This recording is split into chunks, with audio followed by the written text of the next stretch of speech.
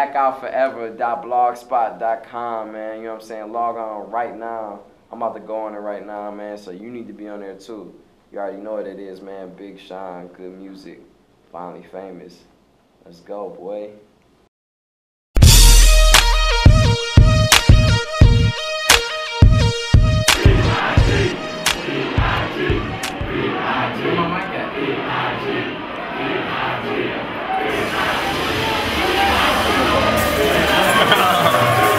Here we go now. Penn State, make some motherfucking noise. Man, verse by verse, I'ma make these weak niggas disperse. Weak nigga. Man, I swear, verse by verse, I'ma make these weak rappers disperse. Man, I'ma get 'em, ayy, watch me get 'em. I'ma get 'em, ayy, I'ma get 'em, ayy, watch me get 'em. Boy, JusBlaze and blackoutforever.blogspot.com. We're here with your boy Big Sean. You already know, man. Good music. Good music, entertainment. You know, we about to do an interview. We just got finished doing the show. How'd you feel the show went here at Penn State? Man, I think the Penn State show was crazy. It was, I always hear about the crazy shows Penn State put on, you know. Even when I was a little guy, I heard Biggie saying, man, fuck State Penn, fuck hoes at Penn State. Yeah. So it was my pleasure coming out here and rocking, man. All the girls at Penn State is beautiful, man. It seemed like I couldn't find one ugly, fat, nasty girl. They was all like looking good. So that's why we're here. But yeah. According to the feedback you got from Penn State, can we expect to see you in the future here? Oh, hell yeah. Man, definitely. You know, this is just the beginning, man. I ain't even dropped an album yet. I ain't even dropped my first single yet. So I'm going to definitely come back to Penn State, shut that shit down. Okay, Especially for them showing so much love early on. So hell yeah. All right, then. So for, you know, folks who don't know, could you just give us the background? How did you get that big break coming out of Detroit? How did you merge onto the big scene? Well, I'm signed to Kanye West and signed to Def Jam.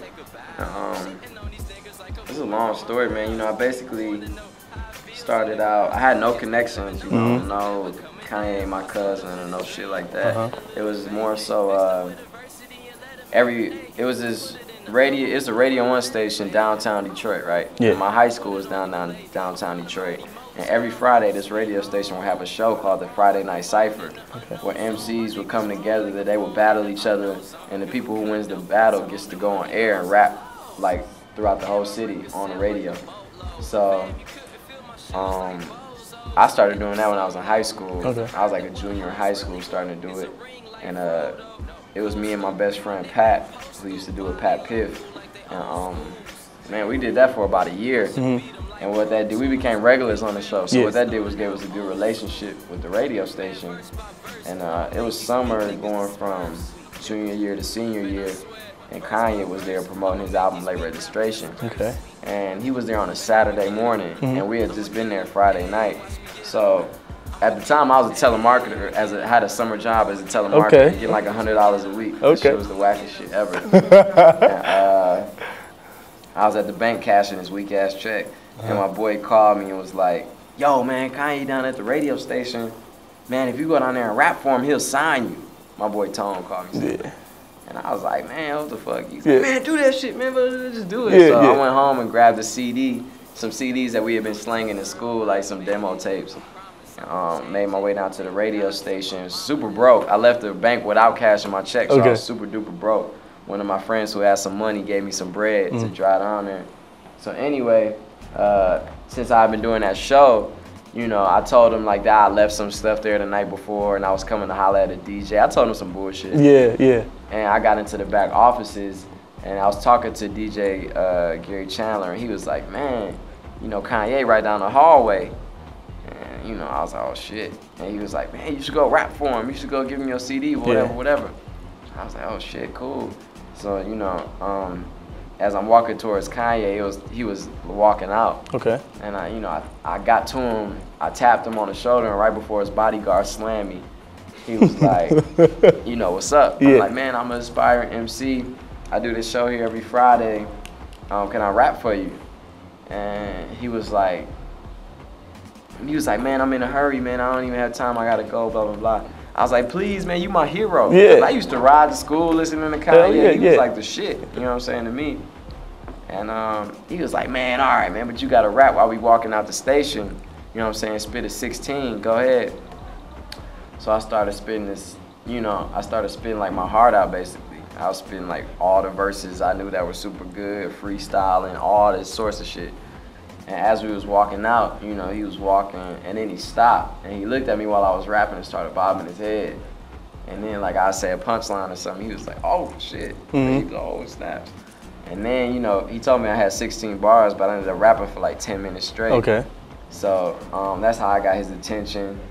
And that's how we stayed in contact. And, man, it's so many stories that go along with that one story. But that's how I got in contact with him. And it took years and years, man. Like, I would send him music back and forth. He would send me some stuff. And it wasn't until he was making Graduation that he took me under his wing before he signed me, just to, like, show me how an album was made. Okay. And then he signed me after Good Music, right after Graduation came out. Okay, okay. Yeah, no doubt, no doubt, no doubt. It's crazy. So, you know, could you give a couple tips out to young aspiring artists who find themselves in the same shoes you were a couple years back? What can they do, you know, to get themselves out there? I feel like you have to, first of all, man, you can't let people shit on your dreams, man. Like, you know, people are gonna think what they think, just like you think what you think. So it's like only you can see your vision. So you just gotta remember that. And you also have to know that you just have to get good at whatever you're doing. Okay. You know, you have to be the best at your craft. You always have to strive to be good. And man, just do what you can. If it's some local stuff going on that has to do with rap, like I did some local shit, just like Friday Night Cypher, but that led to something else. Man, I feel like if you're doing all you can at something you love doing, you're gonna get your one shot. And you gotta make sure you're ready. Motherfuckers come up to me like, man, you got lucky or this and that. But it's like, man, if I was whack as hell, I wouldn't have got signed. Exactly, you know what I'm saying? exactly. Or he would have just been like, all right, get the fuck on. Yeah. So, you know, I feel like luck is when preparation meets opportunity. So if that's the case, yeah, I got lucky. But, you know, you gotta be ready for your chance. Okay. Because luck is gonna strike you too. All right. Yeah. So when can we expect this album to drop? We see, you know, got the superstar lineup. You got Drake, Kanye, Pharrell. I mean, Cass is looking bananas. When can we expect this to drop? Man, it's dropping this year, man, 2010. Okay. Very soon. I was just on the cover of the XXL this month. So we about to drop some singles on radio.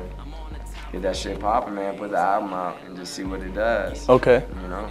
Okay. It's really something. It's really something, though. Okay. It's something on there for everybody, man. From relationships to being fucked up relationships to being broke to experiencing getting on to, you know, having the opportunity to do your dreams, to live in your dreams, to all this different type of shit, man. And it's just like, I hope people just listen to it. Even if they don't buy it, just listen to that shit. Okay. If I had 2 million bootleg downloads and only sold 10,000 records, I would be pissed off, but I would still be like, man, at least motherfuckers heard this shit. Yeah. So. Okay, I feel that.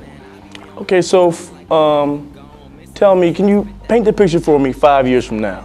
5 years from now, turn on the TV, Big Sean, what do I see? Man, Big Sean on all the shit, killing shit. Okay.